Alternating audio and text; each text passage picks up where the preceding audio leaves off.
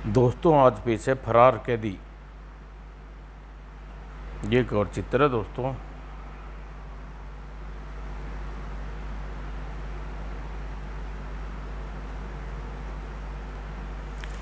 Police अधिकारियों के विश्वसनीय सूत्रों से जैसे यह ज्ञात हुआ कि अपराध जगत में कुख्यात अपराधी चाउली मिस और उसके साथी जोगा सेंट्रल जेल से आज़ाद कराने की कोशिश में कुछ खतरनाक किस्म की अज्ञात ताकतें शिमलन हैं।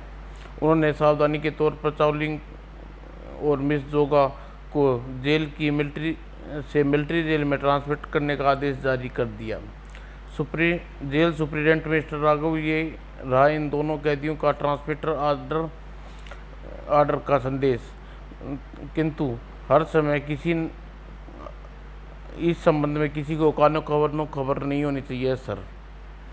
कमिश्नर नागराज ने पुनः हिदायत देते हुए बोला, इस काम में आपको काफ़ी एहतियात बरतनी होगी। मैं समझ गया सर, कल खुद ही अपनी निगरानी में मिलिट्री जेल ले जाऊंगा। गुड, अब तुम जा सकते हो। फिर कमिश्नर साहब विदा ले सुप्रिटेंडेंट मिस्टर राघव कक्ष से बाहर निकल गए। अगले दिन सुबह 10:45 पर मिस्टर राघव कैदियों के सेंट्रल जेल से लेकर मिलिट्री जेल के लिए रवाना हो गए। लेकिन थोड़ी देर बाद वैन के अगर भाग में चालक की बगल में मुस्तैदी से बैठे राघवन को विंडो से कैदियों का मुआयना करते रहे। इसकी तरफ से गड़बड़ी का कोई चांस नहीं है। और वैन के पिछले भाग में बैठे चारों सशस्त्र के जवान किसी भी स्थिति का सामना करने के लिए तैयार हो चुके थे। किसी की मजाल है कि कैदी को छुड़ाने की कोशिश करे, भून कर रख देंगे। फिर भी हमें होशियार रहना चाहिए, खतरनाक कैदियों की तरफ से नहीं बल्कि भारी हमले से। लेकिन जब किसी कैदी को ट्रांसमीटर की खबर ही नहीं तो हम बाहर कौन हमला करेगा? यह हमारा सोचना अफसरों का काम है, समझो। सैनिकों के बीच में वार्तालाप यहीं समाप्त हो गया था और थोड़ी देर बाद कैदी एक भारी भीड़ भरी सड़क से होकर गुजर रहे थे। जेल के वैन में बैठे एक ट्रक था। जेल वैन के पीछे बैठे एक ट्रक था जो किसी अन्य वाहन को अपने पैरों के बीच वैन के बीच आने का मौका नहीं दे रहा था। कुछ देर बाद भीड़ भरे चौराहे पर लाल बत्ती हो जाने के कारण वैन रुक जाना पड़ा। और डैम इट, काफ़ी समय लग जाएगा। मजबूरी असर आगे ट्रैफिक ना होता तो मैं गाड़ी निकाल ले जाता। मिस्टर राघवन कसकसा कर रह गए और इधर पीछे आ रहा ट्रक रुकते रुकते वैन के पिछले भाग से लगभग सट ही गया और ट्रक रुकते ही, हरी अप, तुम जल्दी से नीचे जाओ। और ट्रक नीचे पहुंचकर दोनों सहकर्मी तेजी से रेंगते हुए वैन के नीचे आ गए। हमें अपना काम कर देना चाहिए, सिर्फ 2 मिनट का समय बाकी है। और अगले ही पल कर और लगभग 30 सेकंड के अंदर उन्होंने सहकर्मी ने बड़ी सफाई से वैन की फर्श को बड़ी सा टुकड़ा अलग कर दिया। और वैन में बैठे दोनों कैदी अचानक फर्श के हिस्से को अलग होते देख चौंक उठे। और फिर जैसे ही उनकी नज़र स्यापोस पर पड़ी, तुम कौन हो? उसने चुप रहने का संकेत देकर स्यापोस तुरंत वैन के अंदर पहुंच गया और जल्दी ही चाउमिन जोगा के हाथों में हथकड़ी मुक्त करा कर बोला, जल्दी चलो, क्विक। और चाउलिंग और जोगा हैरान हालत में स्यापोस के पीछे पीछे उतरने लगे और कुछ देर बाद स्यापोस के ट्रक में पहुंच गए। अब आप लोग पुलिस की गिरफ्त से आज़ाद हो। हमें पुलिस की गिरफ्त से आज़ाद कराने के पीछे तुम लोगों का कोई मकसद जरूर होगा। आता अपना मकसद भी क्या डालो। बताओ तुम कौन हो तुम लोग और हमारी मदद क्यों की? हम बेमतलब किसी की मदद नहीं करते। आप लोगों को हमारा एक काम करना होगा। क्या करना होगा हमें? इतनी जल्दी भी क्या है मिस्टर जोगा, वक्त आने पर आप लोगों को सब कुछ बता दिया जाएगा। यानी तब तक के लिए हम आपको तुम्हारा कैदी समझें, हमें अफसोस है चाउलिंग, इससे ज़्यादा कुछ कहने की आदेश नहीं है, पर इतना ज़रूर जान लीजिए हम आपके दुश्मन नहीं हैं। और फिर चाउलिंग और जोगा कुछ नहीं बोले। उधर ग्रीन सिग्नल मिलते ही वैन अपने सामने खड़े वाहनों को ओवरटेक करने लगी और तेजी से आगे बढ़ गई। लगभग 10 मिनट बाद विनी वैन मिलिट्री हेडक्वार्टर के गेट पर कैंप एरिया में दाखिल हुई। थोड़ी देर बाद ही वैन मिलिट्री हेडक्वार्टर के विशाल इमारत के सामने रुक गई। वैन रुकते ही फौजी जवानों ने उसे अपने घेरे में ले लिया और जेल सुप्रिटेंडेंट मिस्टर राघवन वैंक के उतर कर कैदियों की सुपर्दी से जांच आदेश कमांडिंग ऑफिसर को दिखाते हुए अधिनियमों को आदेश दिया। अधिनियमों को गार्ड कैदियों को नीचे उतर लाओ। लेकिन जैसे ही सिपाही कैदियों को कैबिन में गया, उप यह क्या, अगली पल सर कैदी फरार हो गई। क्या बकते हो, तुम होश में तो हो? सिर दियो माय गॉड, यह कैसे संभव हो उसका? यहाँ तक लाने से पूर्व कैदी को अच्छी तरह तलाशी ली गई थी, उनके पास कुछ भी नहीं था। हो सकता है कैदियों को फरार होने में बाहरी लोगों का हाथ हो। सर यह काम सुयोजित योजना के अनुसार किया गया लगता है, लेकिन कैदियों को ट्रांसमीटर की कार्रवाई गुप्त रखा गया था। फिर अपराधियों को इसकी जानकारी कैसे हुई? कैदियों को फरार होने की सूचना मिलते ही वरिष्ठ अधिकारियों ने तुरंत आपातकालीन बैठक बुलाई गई। मीटिंग में जनरल राघवन कैदियों के फरार होने की विस्तृत जानकारी अधिकारियों को देते हुए बोले, खोजबीन से पता चला कि कैदी उसी चौराहे पर फरार हो गए जहां लाल बत्ती के दौरान हमने 3 मिनट तक रुकना पड़ा। वैन फर्श कटा हुआ टुकड़ा हमें उसी चौराहे पर मिल पड़ा। हमने तो इसमें तो साफ जाहिर होता है अपराधी को पहले ही पता चल चुका था वैन में चाउलिंग मिस जोगा को ले जाया जा रहा है। सिर्फ यही नहीं, अपराधियों को यह भी मालूम होता कि जेल के कैदियों को ले जाकर कहाँ रखना होगा, उस रास्ते से होकर गुजरेगी और चौराहे की लाल बत्ती पर दौरान कितनी देर रुकेगी। बेशक लाल बत्ती के दौरान जेल वैन वहाँ रुकना एक इत्तेफाक नहीं हो सकता।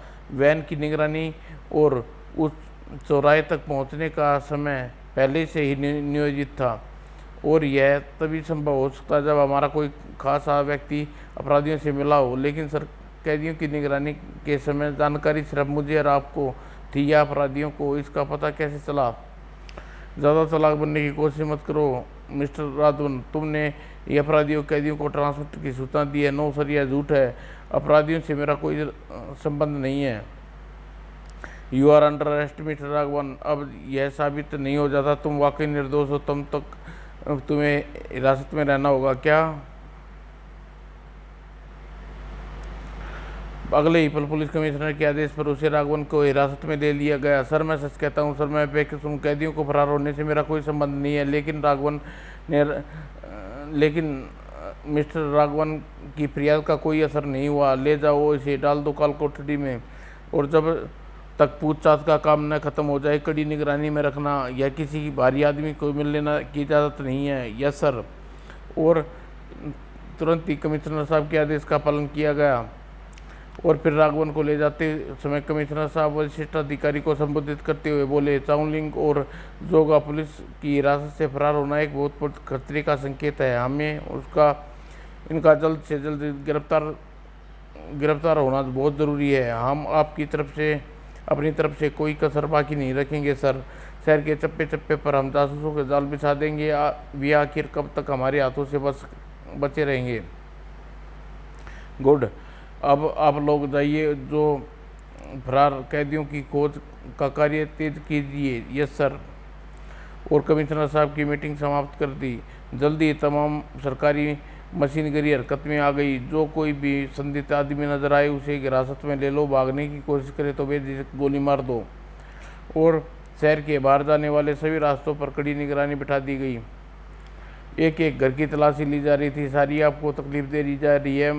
क्या करें, मजबूरी है। ऐसे खतरनाक अपराधी कहीं भी शरण ले सकते हैं। मुझे आपसे कोई शिकायत नहीं है ऑफिसर। और फिर पुलिस की मदद करना तो हर नागरिक का फर्ज है। जब आप इन अपराधियों को फरार होने की खबर सुनी है, हमारा खाना पीना हराम हो गया। घबराइए नहीं, फरार हो कैदियों को यहाँ भी होंगे, जल्द से जल्द पकड़े जाएंगे। इंस्पेक्टर आश्वासन देते हुए अपने अपराधी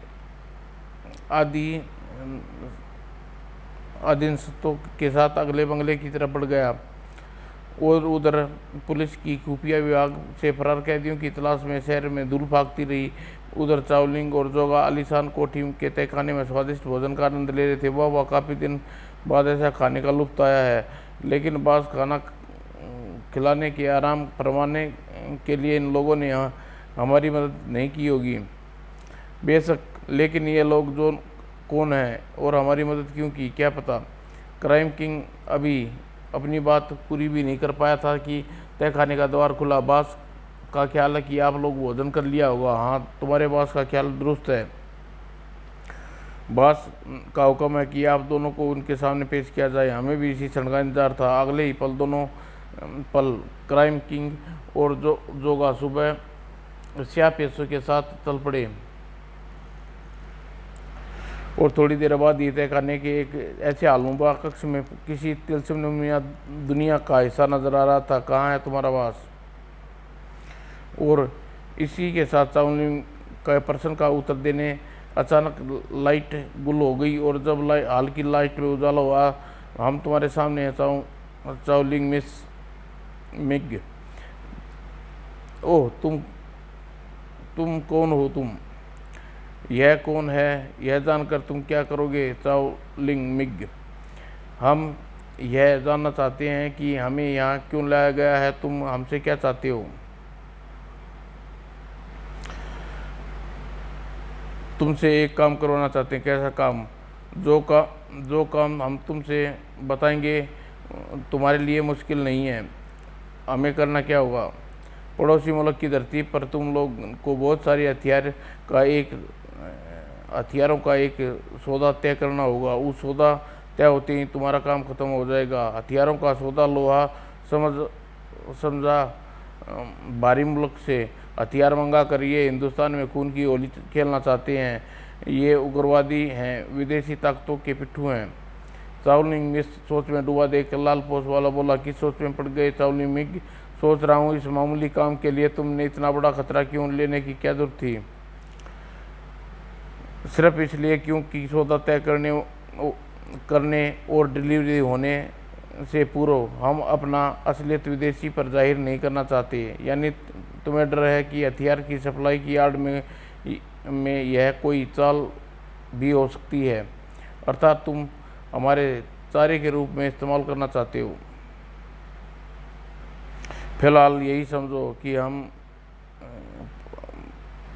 यह जानते हैं कि अगर इसमें कोई चाल हुई तो उन्हें अपने मुंह की खानी पड़ेगी। तुम ठीक कहते हो, लेकिन अगर तुम्हारा काम करने के लिए राजी भी हो जाएं तो तुम्हारी परेशानी हल नहीं होगी, क्योंकि अब हमारे लिए शहर से बाहर जाना सारे रास्ते बंद हो चुके होंगे।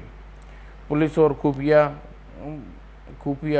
पुलिस शिकारी कुत्तों की तरह हमारी गंद सूंघती फिर रही होगी। ऐसी हालत में हमारा शहर की सीमा पार करना नामुमकिन है। इसकी फिक्र तुम न करो। तुम लोग पड़ोसी मुल्क में पहुंचाने की जिम्मेवारी मेरी होगी।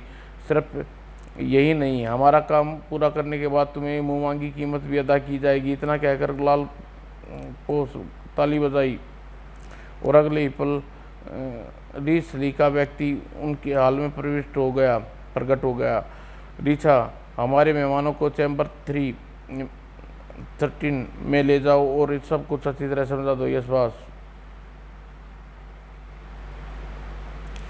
लाल पोसा के आदेश के मुताबिक रीछा चावलिंग और मिस जोगा को चैम्बर नंबर 13 में ले गया, जहाँ मेकअप का साजो सामान पहले से ही मौजूद था। रीछा के कहे मुताबिक दोनों ने अपना हुलिया बदलना शुरू कर दिया। चेहरे पर नकली चेहरे का मास्क चढ़ाने के बाद चावलिंग मिस ने जोगा ने अपने आपको आदमकद शीशे में नियारा बुरी तरह चौंक गया। अरे यह हमारी जानी पहचानी सूरत है। यह चेहरों में को कौन नहीं पहचानता दोस्तों। अब तुम दोनों शहर के मशहूर शख्सियत माइकल और उसके साथी अकरम के रूप में हो। लेकिन ऋचा की बात सुनकर अंदाज करते हुए जोगा पुकार उठा, हमारे साथ ऐसा भद्दा मजाक करने की तुम्हारी हिम्मत कैसे हुई ऋचा। ठहरो जोगा, तहस में आने की जरूरत नहीं है। मेरी बात समझने मेरी नहीं है मेरी बात मेरी समझ में आ गई। और चाउलिंग के शब्द जोगा अवे शांत हो गया।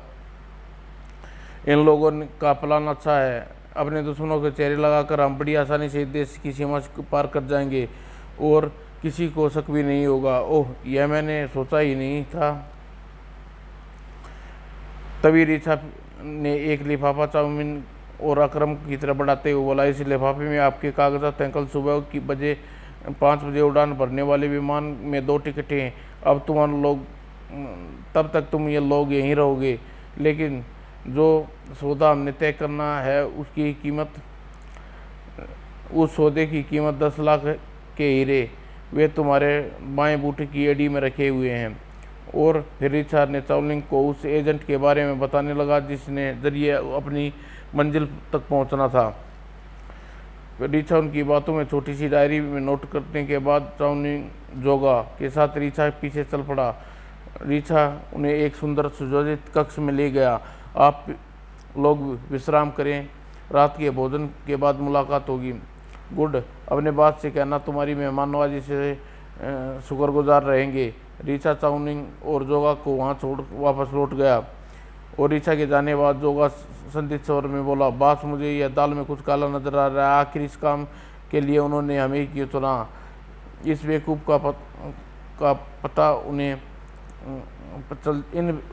इस बेवकूफ़ी का पता उन्हें चल जाएगा। जोगा, इस देश की सीमा पार कर चुके होंगे। हमारे हीरे हमारे कब्जे में हैं।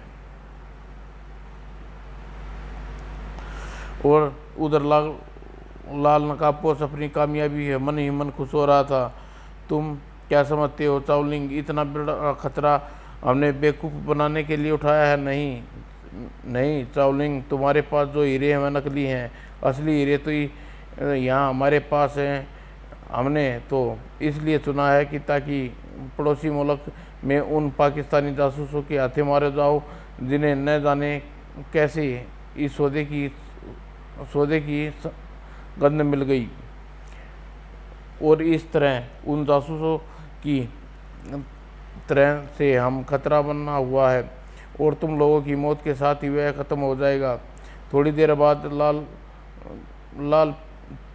पोस ट्रांसमीटर से पाकिस्तानी मौजूद IS के खतरनाक एजेंट वोल्फ को सूचना दे रहा था। वोल्फ, पाकिस्तान पहुंच रहे हमारे मोहरे पर कड़ी नज़र रखना। अगर वे पाक के जासूस से हाथ से बच निकले तो उन्हें मौत के घाट उतारने की जिम्मेवारी तुम्हारी है। डोंट वरी रेड लाइन, उनका बंदोबस्त हो जाएगा। तुम कीमत लेकर जल्दी ही यहाँ पहुँचो।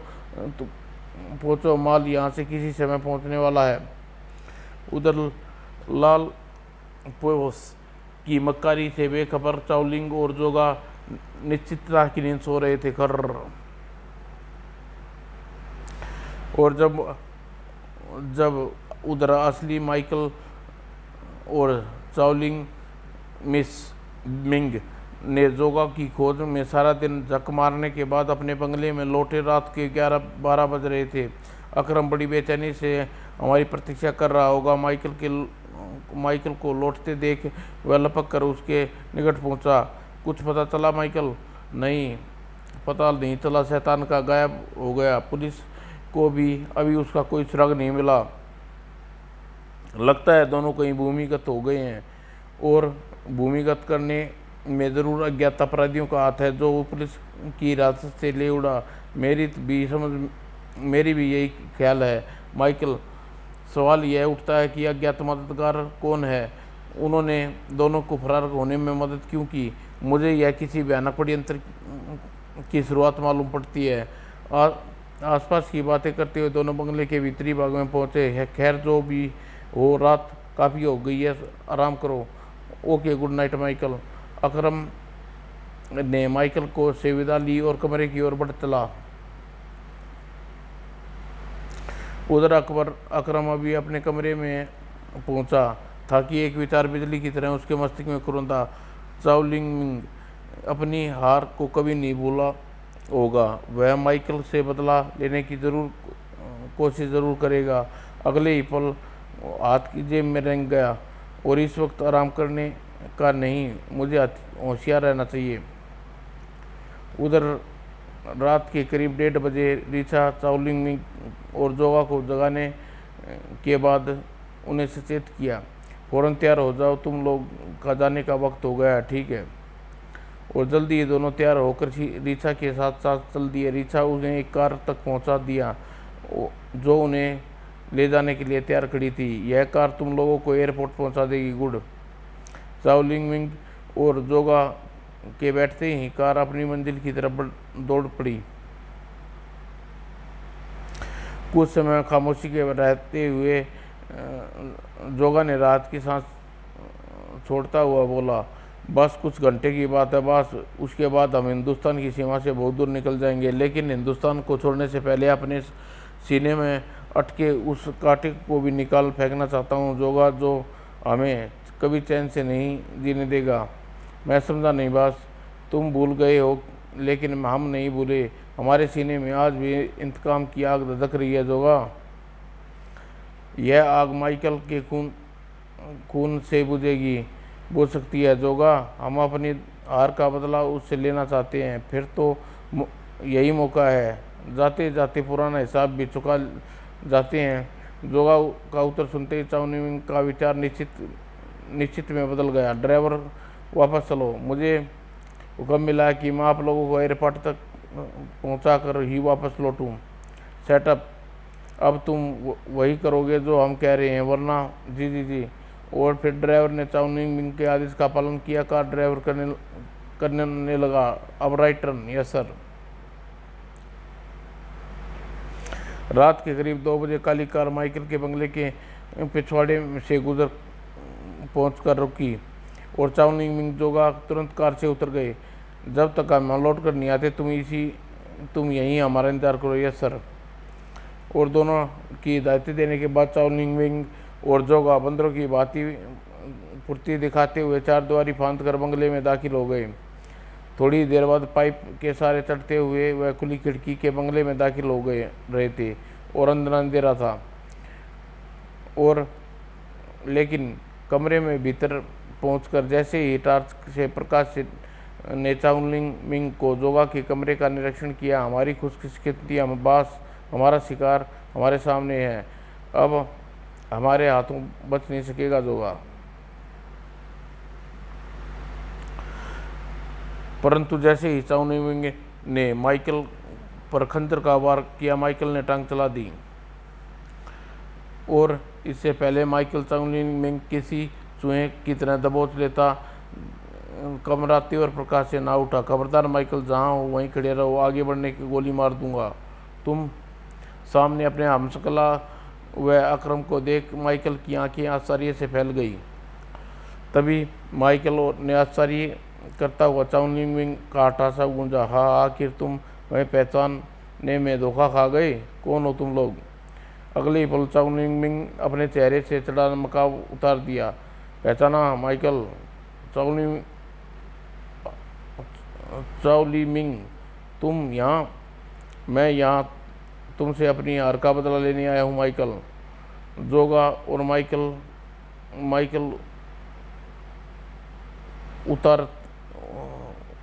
मास्क उतारता गुर्राया, अब तुम जिंदा नहीं बचोगे माइकल, आज रात तुम्हारी ज़िंदगी का आखिरी रात है। बेवकूफ़ हो तुम दोनों ने, यह तुम भूल रहे हो कि ज़िंदगी और मौत की डोर तुम्हारे हाथ में नहीं, उस ऊपर वाले के मर्जी के बिना पत्ता भी नहीं हिलता। तुम लोग बदकिस्मती यहाँ की चलाई है। बेहतर होगा तुम लोग अपने आप को मेरे हवाले कर दो, तब तुम लोग जिंदा वापस नहीं बच जाओगे। हम जाएंगे माइकल, हमें कोई नहीं रोक सकता। सुबह तक पुलिस हमारी लाश मिलेगी और हम देश की सीमा पार कर चुके होंगे। और फिर तहस में आकर चाउ न्यूइंग ने लाल पोस की खूनी साजिश से विकृत जानकारी देते हुए भयानक स्वर में बोला, तुम्हारे देश में खून की होली खेली जाएगी। तुम्हारा देश अपनों की ही नफरत की आग में जल रहा है। मुझे अफसोस है तुम यह सब देखने के लिए जिंदा नहीं रहोगे। हे ईश्वर कहते हैं कि तुम अगर सच्चे मन से याद किया जाए तो अपने बंदों की मदद जरूर कर आता है। मैं अपने देश के लिए जीना चाहता हूँ, प्रभु मेरी मदद करो। अब अपने भगवान को याद कर ले माइकल, तेरा वक्त आ गया है। और इसी से पहले जोगा माइकल पर रिवॉल्वर की गोली चलाता निशाना बनाता धाएं। Thank God. और फिर माइकल और जोगा चाउ न्यूइंग को समझने का मौका नहीं दिया। डिफ्यू ठीक उसी समय, खबरदार कमीनों, अपनी जगह से लेने की कोशिश मत करना। शाबाश अकरम, तुम ठीक वक्त पर आए, लेकिन तुम खिड़की के रास्ते से मुझे पहले ही खतरा की आकांक्षा थी, इसलिए मैं बाहर राउंड पर निकल पड़ा था। लौटते समय मेरी नज़र अचानक इन हत्यारों पर पड़ी। अब मैं इनके पीछे लग गया। मैंने इनकी सारी बातें सुनी, सही वक्त पर रिवॉल्वर का प्रयोग किया। बहुत खूब अकरम, आज मेरे लिए भगवान के दूत बनकर आए हो। शायद ईश्वर भी यही चाहता था, हमारा जीवन हमारे देश के काम आए। और फिर माइकल ने अकरम की मदद की और चाउ न्यूइंग को और जोगा के बंधनों में जकड़ने लगा। अब बोलो शैतान, किसका आखिरी वक्त आया है। हम जानते हैं तुम गोली नहीं चला सकते। तुमने ठीक कहा चाउ न्यूइंग, तुम्हारी जितनी ज़िंदगी का फैसला अब कानून ही करेगा, इसलिए तुम्हारी तरह हिंदुस्तान से बाहर जाने से पहले हम तुम्हें कानून के हवाले कर देना चाहते हैं।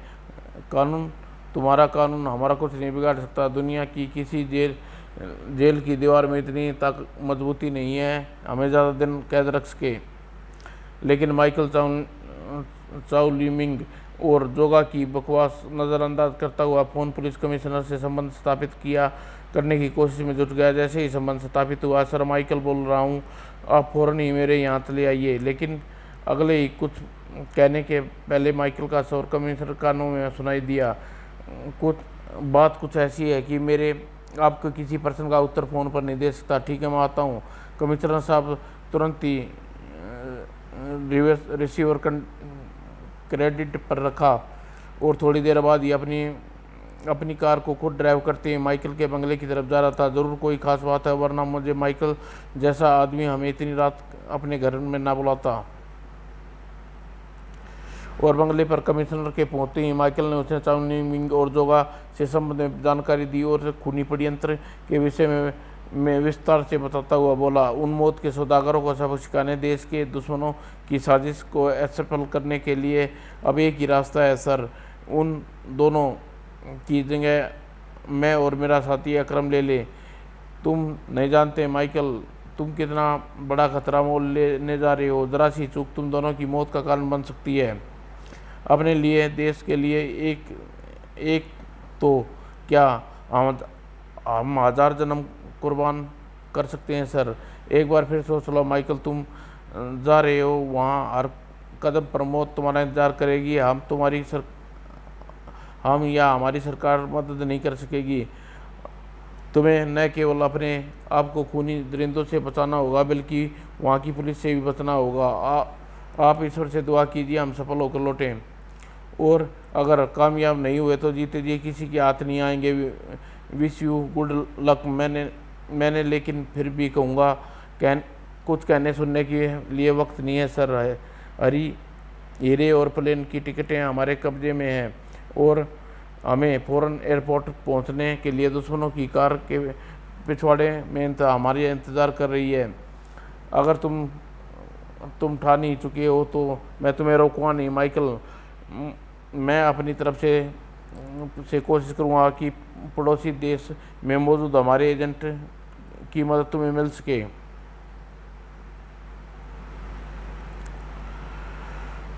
इस मिशन में हमारा कोड वर्ड होगा operation death.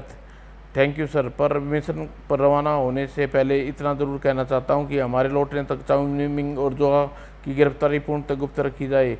Don't worry Michael, इसकी गिरफ्तारी की किसी को कानो खबर नहीं होगी और तुम पर भरोसा कर सकते हो my boy. Thank you sir.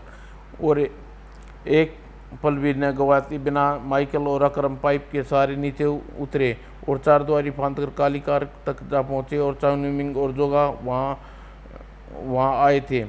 बहुत देर लगा दी सर, अगर बॉस को पता चल जाता तो वह हम तीनों को जिंदा नहीं छोड़ेगा। अगर तुम अपनी खैरियत चाहते हो तो इस बारे में अपनी जुबान बंद रखना। वैसे तुम्हारे बॉस को कुछ मालूम नहीं होगा। और ड्राइवर को चेतावनी देते हुए माइकल अकरम कार में बैठे। ड्राइवर ने भी समय बर्बाद नहीं किया। कुछ क्षणों में कार तूफानी गति से तारकोल वाली काली चिकनी सड़क पर रोनती हुई अपनी मंजिल की तरफ दौड़ी जा रही थी। ठीक 5 बजे एयर इंडिया का विमान माइकल और अकरम को अपने गर्म में लिए रनवे पर उड़ता हुआ हवा में उड़ता चला गया। जैसे ही विमान गति में स्थिरता आई, माइकल अपने बंगले में बैठे अकरम को संबोधित करते हुए धीरे स्वर में बोला, कुछ देर बाद यह विमान कराची एयरपोर्ट पर उतरेगा और हमारे लिए मुसीबतों का दौर शुरू हो जाएगा। तुम्हारा इशारा उन हीरो की तरफ से है जो हमारे जूते की एड़ी में है। हाँ, ये वे हीरे नहीं जो एजेंट वुल्फ ने बताए स्थान पर मौत के सौदारों तक पहुंचाने हैं। अगर इन बीच कोई गड़बड़ हो गई तो कुछ नहीं होगा माइकल। इस मिशन में सौभाग्य से मैं तुम्हारा सीनियर हूँ, अतः कुछ गड़बड़ हो गई तो नौबत मैं तुम तक आने नहीं दूंगा। अकबर के शब्दों में दृढ़ता देख माइकल मुस्कुरा उठा। विमान ठीक समय पर कराची एयरपोर्ट पर लैंड हुआ। माइकल और अकरम अपने अन्य साथियों के साथ जैसे ही एयरपोर्ट की इमारत की तरफ बढ़े और चौंके। यह तो कस्टम पर तैनात शस्त्रगत जवानों को देखकर लगता है कि भारी लोगों को सख्त जांच का प्रबंध किया गया है। शुक्र है कि अपने साथ कोई हथियार वगैरह नहीं ले आई, वरना धर लिए जाते।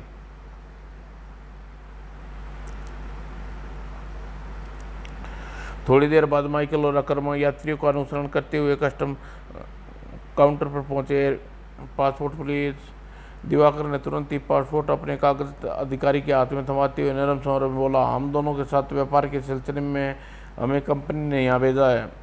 कागजों का निरीक्षण करने के बाद अधिकारी ने घूर कर अकरम और माइकल को देखा। कागज लौटाने के बाद अप्रत्याशित रूखे स्वर में बोला,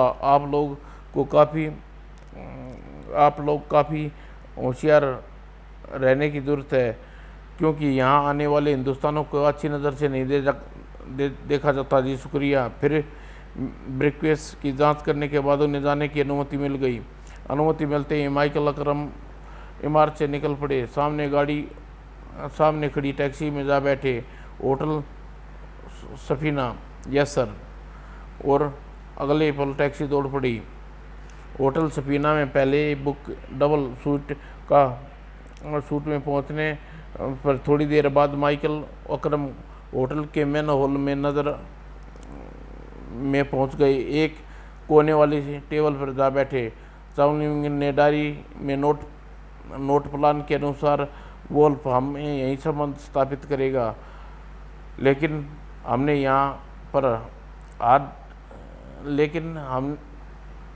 हमने उस पर यहाँ हाथ डालने की कोशिश की तो नज़रों में आ जाएंगे। और इससे पहले माइकल कुछ कहता, कहीं से एक सांप लहराता हुआ उनकी टेबल पर गिरा। उसी पल अकरम की निगाहें सामने आदमी पर घूमी। कैसा लगा तोहफा? खूबसूरत पर बेजान है। अकरम का उत्तर सुनकर आदमी उनके बगल में बैठा। क्या वो चीज़ तुम्हारे पास है जिसके लिए वोल्फ ने तुम्हें भेजा है? हाँ, लेकिन वोल्फ कहाँ है? यहाँ खतरा है, अतः वोल्फ तुमसे यहाँ नहीं मिल सकता। तुम चुपचाप हमारे पीछे आओ। और माइकल और अकरम ने आंखों में कुछ कहा और फिर वे दोनों किसी किसी हिचकिचाहट उस अज्ञात व्यक्ति के पीछे हो लिए। वह अज्ञात व्यक्ति उसे बंदरगाह पर ले गया। एक अमेरिकन मोटर बोट उसका इंतजार कर रही थी। यह बोट तुम्हारी मंजिल तक पहुंचा देगी, आओ जल्दी करो। माइकल और अकरम सवार होते हुए बोट पानी का सीना चीरती हुई आगे बढ़ने लगी। सागर से लगभग 2 किलोमीटर दूरी तय करने के बाद मोटर रुक गई। तुम दोनों मेरे पीछे आओ, मिस्टर वोल्फ नीचे कैबिन में तुम्हारा इंतजार कर रहा है। माइकल और अकरम जैसे ही उस आदमी का अनुसरण करते हुए वोट से निचले इस कैबिन में पहुंच गए, जहां पहले ही एक भीषणकाय व्यक्ति बैठा था। वेलकम जेंटलमैन, लाओ हीरे हमें दे दो। अकरम ने तुरंत ही बाएं पैर के जूते से एडी हटाते हुए प्लास्टिक की थैली में रखे हीरे निकाल कर भीषणकाय व्यक्ति की तरफ बढ़ा दिए। ये लो हीरे, बताओ हथियार से लैस तुम्हारा जहाज कब तक यहाँ पहुँच जाएगा? बताता हूँ, इतनी जल्दी भी क्या है, पहले ये हीरे की जांच तो पूरी कर लूँ। वोल्फ मुस्कुराते हुए देख माइकल के मस्तिष्क में खतरे की घंटी बजी। लेकिन जैसे ही माइकल हरकत में आता हुआ वो व्यक्ति ने रिवॉल्वर तानते हुए गरज गया, हैंड्स अप, तुम दोनों निशाने पर हो। हाँ हाँ, इन हीरों को तुम एयरपोर्ट पर से निकालने में तो सफल हो गए, लेकिन अब ये हीरे हमारे कब्जे में हैं। अगले ही पल वोल्फ गर्जा, shoot him. Yes sir. Michael और अकरम मौत बिल्कुल आपके करीब नजर आ रही थी। ऑपरेशन डेथ दोस्तों।